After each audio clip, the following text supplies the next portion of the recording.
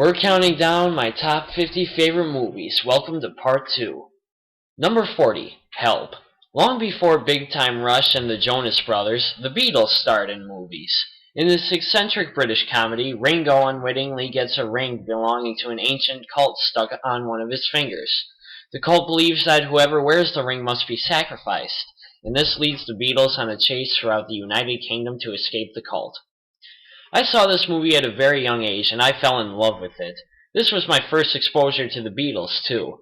And what a great way! The Beatles are hysterically funny with rapid-paced comedic lines and getting enthralled in chase sequences. Mix that in with music from their Help album, and you've got a wild ride that could please even the most devout Beatles hater. Number 39, Clue. Yes, it is inspired by the board game of the same name.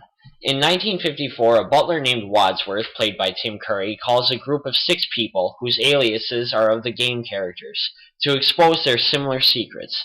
They're all being blackmailed. More and more secrets unravel about the guests when their supposed blackmailer, Mr. Body, played by Lee Ving, turns up murdered. Whodunit? Like Help, I saw this when I was young, and I didn't fully appreciate the humor. Watching it again, it's a hilarious black comedy. It's well written and does a great job of using the board game for source material. And the video editions contain multiple endings of how it could have happened. I hear that there's a remake in the works, which pisses me off. But whatever, this is still a great for anyone with a macabre sense of humor or a love of mystery. Number 38, Lethal Weapon. Considered to be one of the most influential buddy cop films, Lethal Weapon stars Mel Gibson and Danny Glover. Gibson plays a down-on-his-luck suicidal cop. He's said to be mentally unstable and a threat to himself and anyone around him. Glover plays an aging detective who is forced to work with Gibson. When trouble ensues with a gang involving Glover's war pals, hell breaks loose. Gibson and Glover play perfectly off of each other, and Gibson's role has to be one of the most insane I've seen in a movie.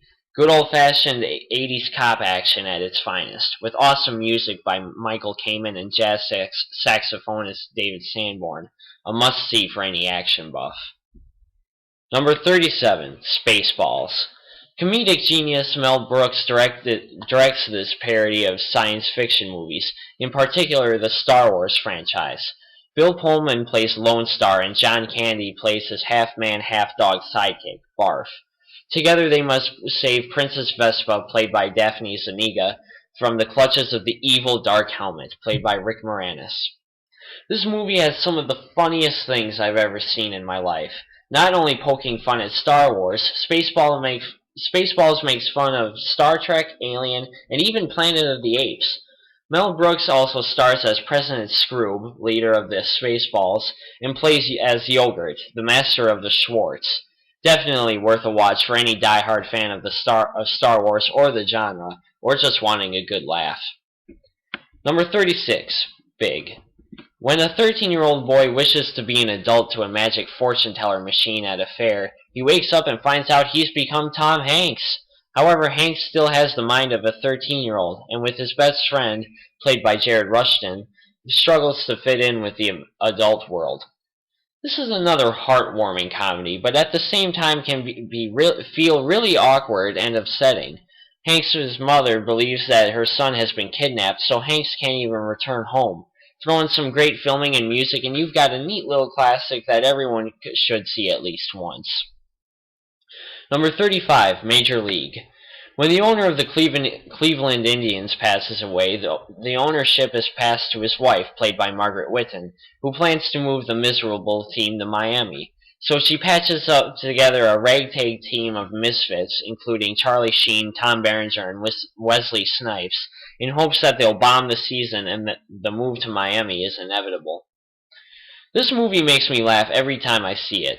Sheen and Berenger's antics and the team just make me smile, and the lack of talent the team has at the beginning of the film is hysterical. A lot of the training scenes and home games were filmed in the old Milwaukee Brewers Stadium. Go Wisconsin!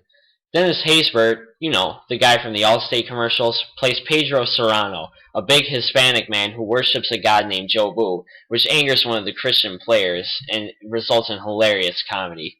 Add in Bob Uecker as a motor-mouthed announcer, and you have a great staple of 80s satire. Number 34, Mr. Mom. Michael Keaton plays Jack Butler, a working dad who gets laid off from his job at a motor company. But when his wife Carolyn, played by Terry Garr, decides to apply for a job and gets one, Jack is left to take care of his 3 kids and the household. Soon Jack realizes that his wife didn't have it so easy. My favorite role of Keaton's, he plays a convincing and hilarious father. Terry Garr does a good job as a woman in the working world, which was hard in the 80s. This movie holds a special place in my heart because I watched it with my dad when I was small. There's something every family can relate to in this, whether it's keeping up with frantic household errands or getting hooked on daytime television. Mr. Mom is a heartwarming comedy the whole family can enjoy. Number 33, MASH. Based off a novel by Richard Hooker, this film centers around 3 army doctors played by Donald Sutherland, Elliot Gould, and Tom Skerritt, who were stationed at a mobile army surgical hospital, a MASH unit, in 1950 Korea. The doctors find a remedy to keeping their sanity by pulling pranks and chasing skirts throughout the outfit.